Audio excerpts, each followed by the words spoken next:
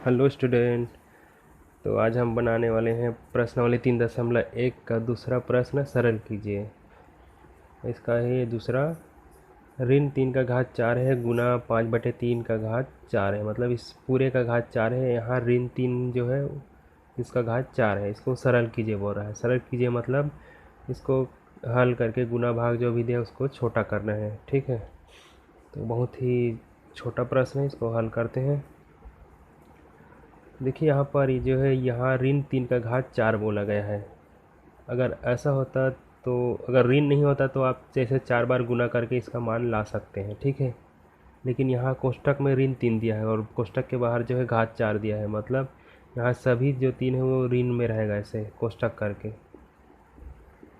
ठीक है, तो यही इसका अलग है। और इसमें देखिए यहाँ पर जो है घात 4 दिया है, मतलब ये 5 का भी है और ये 3 का भी है। इसमें कोष्टक करके दोनों का एक बना दिया है। तो इसको एक बार और लिख लेता हूँ। हल कीजिए है दिया गया है ऐसे करके। ठीक है, तो यहाँ है ऋण 3 का घात 4 और गुना में 5/3 है, इसका घात जो है 4 है। तो ये क्या हो जाएगा, देखिए यहाँ ऋण 3 है और इसका गुना जो है ऋण 3 से हो रहा है। ठीक है, ऐसे करके 4 बार हो रहा है।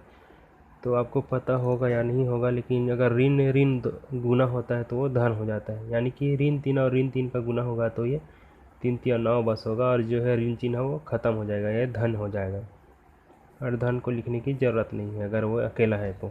ठीक है, या सामने है तो इसी तरह से 4 बार है तो अगर तीसरा बार अगर ऋण करेंगे तो क्या है, ऋण हो जाएगा। ये ऋण और ऋण ये गुना होकर धन हो जाएगा, लेकिन धन के बाद फिर यहाँ से ऋण संख्या से गुना होगा। तो यहाँ तक तो धन हो गया, ऋण 3 और ऋण 3 का गुना धन न हो गया। यहाँ पर ऋण 3 का फिर गुना होगा तो ये 27 होगा, लेकिन ऋण हो जाएगा यहाँ ऋण के साथ। अगर आपको ये धन और ऋण का गुना वाला बात पता नहीं होगा तो कमेंट करके ज़रूर बता देना, मैं कोशिश करूँगा कि इसको बताने की।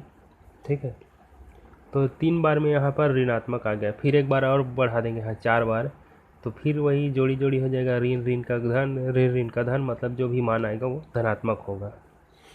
ठीक है, इसका कहने का मतलब है अगर ऋण संख्या है कोई भी, उसका जो घात अगर सम संख्या है जैसे कि 2 4 8 10 12, तो उसका जो है मान धनात्मक आएगा।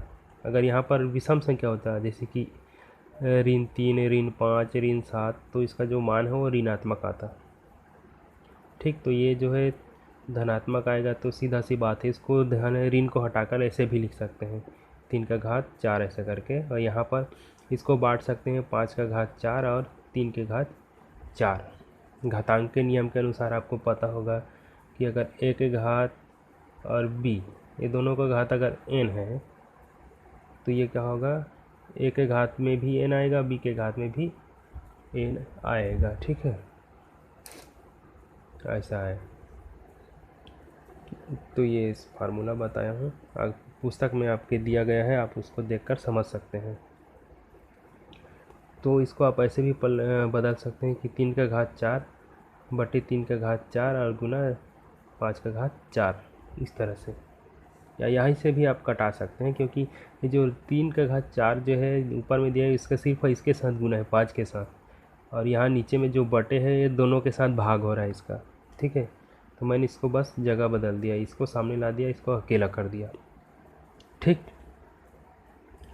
तो यहाँ से आप कटा सकते हैं क्योंकि ये भाग में है। तो 3 का घात 4 और 3 के घात 4 से कट जाएगा और ये सीधा बचेगा क्या, सिर्फ 5 के घात 4। और 5 के घात 4 का मतलब क्या होगा, ये होगा 5 का 4 बार गुना ऐसे। ठीक, तो गुना करके देखते हैं क्या आएगा इसका मान। ये 5 का गुना 5 से करेंगे तो 5 एम 25। ठीक है, यहाँ तक 25 हुआ, सॉरी 25 आ गया। और इस 25 का गुना यहाँ तक करेंगे तो 25 पंचे 125 होता है, और इस 125 का फिर यहाँ 5 से गुना करेंगे तो 625। ठीक है, तो 625 इसका आंसर है। तो देखा, बहुत छोटा प्रश्न था ये, इसको बहुत ही आसानी से हल कर सकते हैं। और आपको बस ये छोटे छोटे फार्मूला जो है यहाँ पर लगाए हैं वो ये जो ऋण है धन वो कैसे हो गया उसको मैं बता चुका हूँ। और इस कोष्ठक के ऊपर में जो है घात उसको इस तरह से दोनों में बांट सकते हैं। ये सब छोटी बातें को आप मैं बता चुका हूँ, उसको आपको हमेशा याद रखना और इस तरह से हल करना। ठीक है, वीडियो समझ आए तो लाइक कर देना और चैनल को सब्सक्राइब जरूर कर देना अगर नहीं किए हैं तो। ठीक है, मिलते हैं अगले प्रश्न में।